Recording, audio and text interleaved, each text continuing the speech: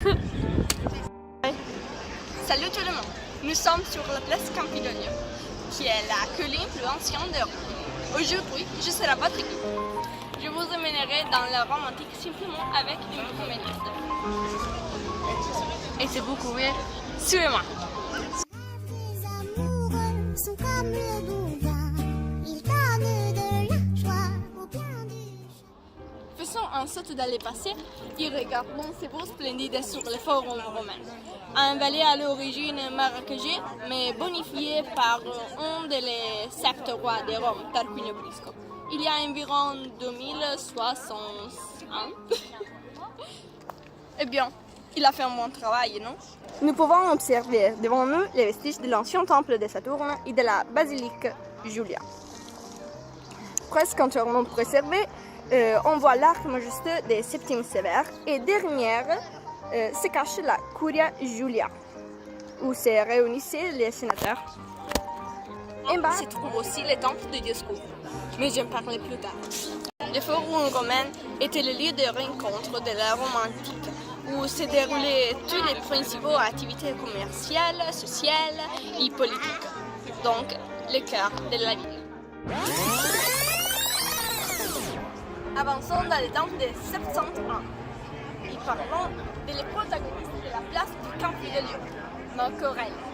Admirez la fierté et la grandeur d'un empereur dans son cheval. Ces statues de bronze, qui se trouvaient probablement à l'origine de l'effort romain, a été construite en son bonheur.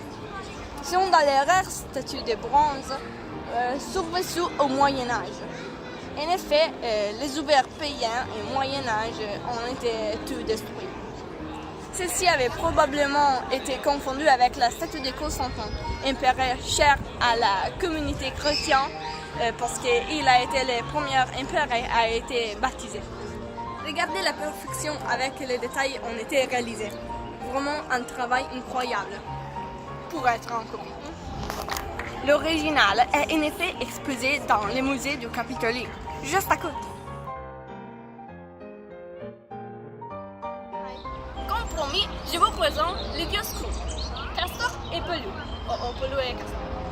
C'est la même chose. Ces deux beaux garçons sont, selon les mythes, fils de Léda et de Zeus, sous la forme d'un cygne. Ils sont nés de deux œufs.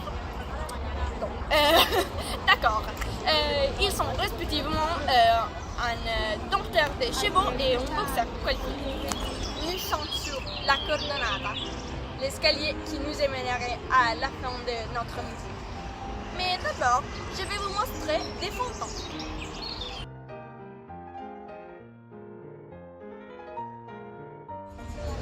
Ces lions de basalte originellement étaient simplement des statues dans les temples dédiés à Isis, mais ensuite ont été utilisées comme fontaines sur la Cordonata.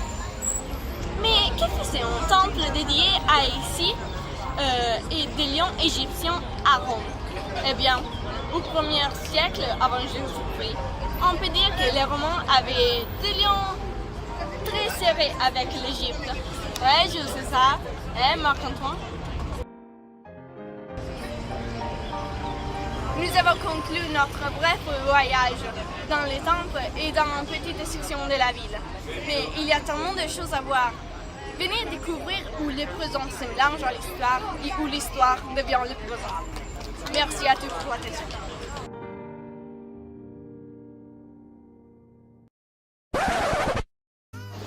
Cominciamo, eh? Salut. All'origine. No, quindi da dove?